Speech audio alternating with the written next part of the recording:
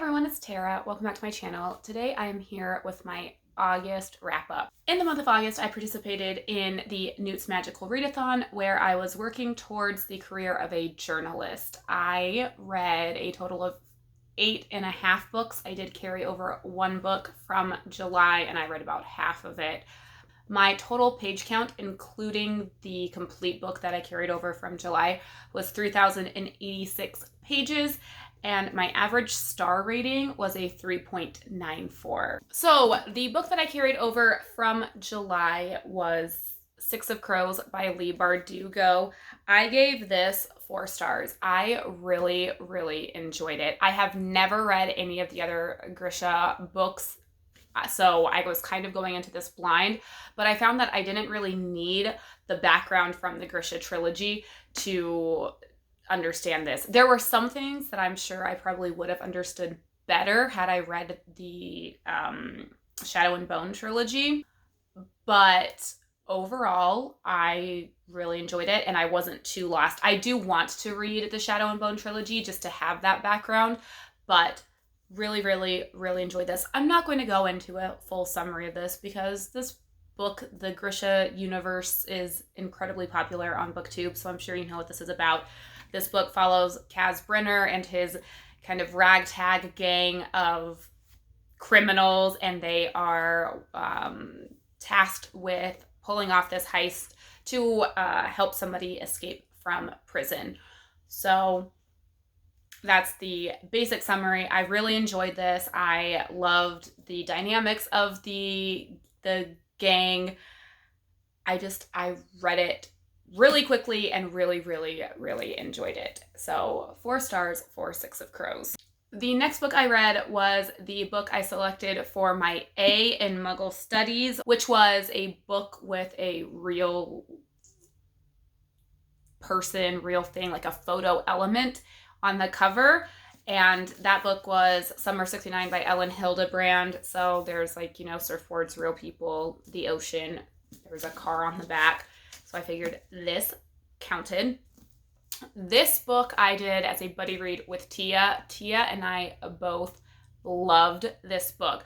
We both actually got ahead because neither one of us could stop reading. It was fantastic. I gave this 5 stars. So this book follows the Nichols Foley families. It's a blended family in the summer of 69. They are from Massachusetts. They spend every summer at their home in Nantucket.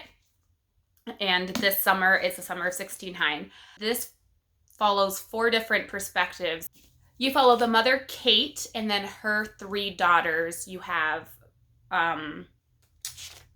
Blair. Blair is fairly newlywed. She's pregnant with twins, and she's trying to balance what she wants out of life, which is not that she doesn't want to be a mother, but she wants to also have a career, with the expectations that her husband has for their family.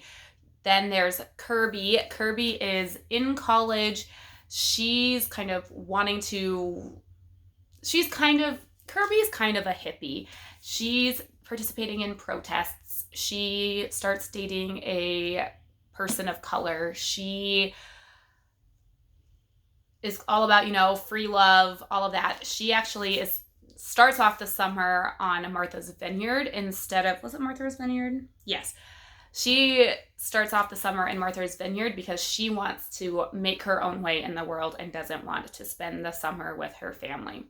Then there's Jessie. Jessie is 13. She's experiencing a lot of firsts this summer, and she's kind of balancing these new, hormones and, there's this boy and all of that with what she's having to cope with her brother, Tiger, being in Vietnam, and the effects of her brother being in Vietnam on the family as a whole, because everybody's kind of handling that differently.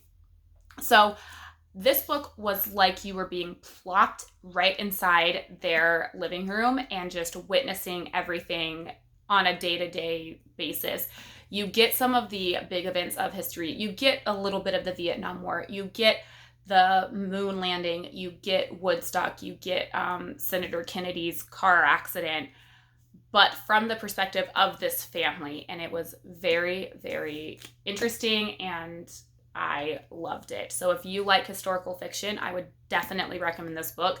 T and I have been talking, and we both are now like obsessed with this time period and just want to read all sorts of books about this, late 60s, early 70s time period. So if you have any books that you would recommend about that time period, please let me know so that I can share it with Tia so that we can read more.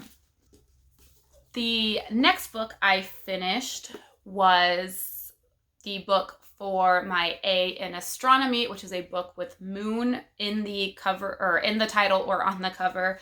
And I read Moonlight Becomes You by Mary Higgins Clark. I gave this 3.5 stars.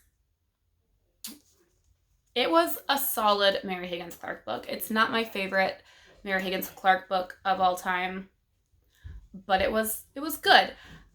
If you watched my vlogs, you know that this kind of gave me Clue vibes. It starts off, you are following Maggie. Maggie was at a party where she reconnected with her former stepmother, and her stepmother and her had a really great relationship but had lost touch over the years. They are reconnected. Her stepmother invites her to spend time with her at her home in Newport, Rhode Island. So Maggie goes to visit, and there's going to be this big dinner party at her stepmother's house. Maggie is running a little bit late, gets to the house, and discovers that her stepmother has been murdered. So you are following, there's a few different perspectives. All of the suspects were going to be attendants of this dinner party. So you get a little bit of all of their perspectives, but the main perspective is Maggie. And Maggie is determined to figure out who killed her stepmother and kind of cut their reunion short. So really great. This was a solid Mary Higgins Clark book. It's very, it follows kind of her typical pattern. If you've read Mary Higgins Clark books, you'll enjoy this one. It's really short. This copy was only 255 pages, so it's a quick read. I enjoyed it enough. After Moonlight Becomes You, I read my A book for History of Magic, which was to read a fantasy. And I picked up City of Bones by Cassandra Clare, the first book in the Mortal Instruments series. I really enjoyed this as well. I gave this 4.5 stars. Again, I don't want to go into a huge summary as to what this book is about because everybody seems to have read this before me. So I'm not going to go into a summary. I really enjoyed this. I read it really quickly. When I would sit and read it, I would read like 100 pages like that. The font's kind of big, but when I would start reading this, I would not want to put it down. I really enjoyed the dynamics between Jace and Clary. I thought it was very interesting. I really, really loved Simon. I don't know why. Simon seems like the type of friend that I would be. I am excited to continue this series, hopefully soon, because I really, really enjoyed this book. Next, I read My Defense Against the Dark Arts book, which was a book that is black under the dust jacket, and I read John Grisham's The Whistler. This one I gave 3.75 stars. This is not my favorite John Grisham book, and it was a little bit different in style than a lot of his other books. Most of his books take place in a courtroom or follow an actual court case with lawyers and all of that. This is different than that. This follows 2 members of the Florida Board of Judicial Conduct. And basically what that is it is a board of lawyers that investigate judges that are being accused of misconduct. So these lawyers investigate that these lawyers are presented with an accusation of some type of misconduct by judges.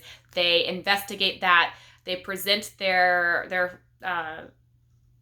findings to this judge, and then the judge has an opportunity to kind of appeal that before action is taken against the judges. So you're following two members of the Florida Board of Judicial Conduct, and they have been presented with an accusation from this guy who is making this accusation in behalf of somebody else. And the person that he is making this in behalf of does not want their identity to be known, because if they are exposed, it could be bad news. So the judge is being accused of basically being in cahoots with this mafia type organization that is like money laundering from this Indian casino. And all of it's interesting. The judge is being given money in exchange for favorable rulings in the courtroom. So you're following that. Some crazy things happen.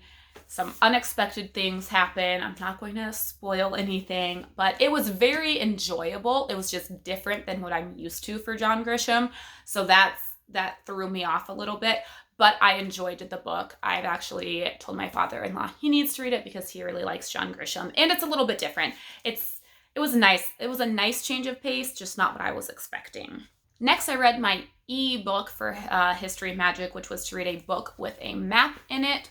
And I had to change this book up from my August TBR because I chose a second book in a series initially, but I ended up reading Between a Rock and a Hard Place by Aron Ralston. I gave this 4 stars. This was a fantastic memoir. If you do not know what this book is about, this is the true story of Aron Ralston. He gets trapped in a canyon in Utah. He's by himself. He is stuck there for 127 hours. His right arm is trapped behind a boulder. He has very limited water, very limited food, no way to contact anybody to ask for help. He didn't tell anybody his plans. Like, he didn't give anybody firm plans as to where he was going to be. So he is in quite the predicament. And this is the story of how he escapes. So you have that story. You do have flashbacks to previous events in his life where you get to know him a little bit and know his mentality and how he makes decisions and how sometimes the decisions he makes aren't the best, but it was a great read. This book is what the movie 127 Hours with James Franco is based on. So if you've seen that movie, then you're familiar with this story. My one complaint, if you will, is there were times when it got very technical in the details of specific climbing terms or skiing terms or rappelling terms, stuff like that I'm not familiar with because I am not that type of outdoorsy person. So every once in a while, I would get lost in those descriptions of what was going on because I'm not familiar with it. It didn't just detract from the story too much. You're able to kind of read over it quickly and get the gist of what he's talking about. But that did detract from it just a little bit because I'm not too familiar with all of that terminology. But overall, it was a very great read. He did not use a ghostwriter. He wrote this himself. It's just a fascinating story. So if you're looking for a good memoir, like nonfiction read, I would recommend this. Then I read my A Book for Charms, which was a book that I think has a gorgeous cover, and I had chosen Alternate Side by Anna Quindlen. The cover might be the best thing about this book because I did not love it. I didn't despise it. I just did not love it. I gave this 2.5 stars. This follows Nora. Nora lives on a dead-end street in New York City. It's a very nice neighborhood. All of the neighbors are somewhat well-to-do. They live in houses that are worth a decent chunk of change, and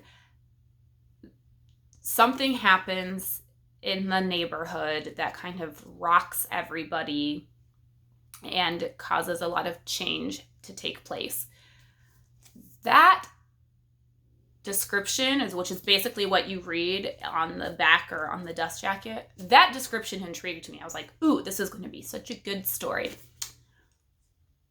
First of all, this is incredibly character driven, which normally does not bother me, but you are just in Nora's perspective, and it jumps around in time a lot. So she'll be talking as if it's the present day, and then she'll like remember something from 3 years ago, and you're just all of a sudden 3 years in the past. The timeline kind of jumped around a lot, and there seemed to be no real like movement with the plot, and the event that took place doesn't seem to be as big of a deal as what it was made out to be. Basically, this whole thing centers around a parking lot, not even the neighborhood. Like, this is all about a parking lot, and the thing that happens takes place in a parking lot. And I was intrigued enough to keep reading, and I did finish it. I mean, this is a short book. It was less than 300 pages, but there were so many times when I was like, do I really care enough to keep reading? So I ended up caring enough to keep reading because I finished it, but it was more because I wanted to read other books in the readathon than me really caring about what was happening. So it was all right. If you really enjoy really, really character-driven stories, then this is probably a good book for you. But I like character-driven stories with a plot that seems to progress, and not a timeline that hops around with no rhyme or reason and made it hard to follow. Plus, I wasn't really enthralled by any of the characters. They're kind of They're all right, I guess. I don't know. It was all right. If I didn't love the cover so much, I would probably unhaul this, but I really like the cover. So I'll probably keep this on my bookshelf just for that. But yeah, cover is the best thing about this book, in my opinion. Then I picked up my O book for History Magic, which was to reread a fave, and I read Strawberry Shortcake Murder by Joanne Fluke. This is book 2 in the Hannah Swenson series. I gave this 4.5 stars. I'm not going to go too much into detail because you do kind of need to read these in sort of in order. I mean, you don't have to, but there is some stuff that carries over from previous books. I love this series. I've talked about it before on my channel. I highly recommend it if you're looking for a good cozy mystery. Highly recommend. It's a good, fun, quick series to read. By the time I finished Strawberry Shortcake Murder, it was Friday night, August 30th at like 9 o'clock. So I knew I needed to pick up a short read if I wanted to officially make it count for the Newts. So I picked up my ebook for Charms. The challenge for the E in Charms was basically a short read or a manga, graphic novel, something like that. So I picked up The Slow Regard of Silent Things by Patrick Rothfuss. This is under 150 pages. I technically did not finish this until Sunday, September 1st in the morning, so it did not officially count towards my Newts, but I am counting it as a read in August. So there's that. I gave this 3.75 stars. This is a short story novella in the Kingkiller Chronicles world. You should absolutely read at least Name of the Wind, but I would recommend reading both Name of the Wind and The Wise Man's Fear before you read this. This is technically number 2.5 in the series because this follows one of the characters from the Kingkiller Chronicles, Ari, and it's kind of just a week in her life. And Ari is a very interesting character. We don't know much about her. Even this doesn't give you much information about her. She's kind of an enigma. She's got some secrets. She's got some stuff going on that we don't really know much about. And so this follows a week in her life. And she is the only character in this book besides some inanimate objects. You do find out a little bit about her. She seems to be like a placer of things. Like she will pick up an object and will be able to figure out where it really belongs. So she'll find, a candle in one room and that's not where it should be. And so she finds its right place in the under thing. So do not read this if you have not read the other 2 books in the Kingkiller Chronicles, because you will be incredibly lost, because I'm still kind of like, wait, what did I just read? But it's well written and it's very interesting, and you find yourself really caring about some inanimate objects because they are very important to her. So very interesting. I'm glad that I read it. It kind of filled that gap of me wanting to be back in this world. But it's a little bit weird. It's not for everyone, I will say that. Some people will probably read this and think, what the hell did I just read? But I enjoyed it. But you definitely need to read the other, at least Name of the Wind, but probably both before you pick this up. All right, so these are the 9 books that I read in the month of August. This was a fantastic reading month for me. I'm really happy about that. I think a lot of what helped me get as much read as I did was I did a lot of reading of 2 books, changing between 2 books, which I did that with Summer 69 and Moonlight Becomes You, and I did it with City of Bones and The Whistler. So I was able to get through more than 1 book at the same time. So that was helpful. So let me know, do you read multiple books at the same time? Do you have more than 1 book going at once? Or do you just read 1 book at a time? I'd be interested to know that. Also, let me know if you did participate in the Newts, if you were successful, if you were able to get all of the books you needed to read for your career. I was able to, but my career was like one of the careers with the smallest reading requirement, so it was easy for me. But let me know what career you had chosen and if you passed all of your exams to become that thing. That's it for now. Until next time, happy reading. Bye.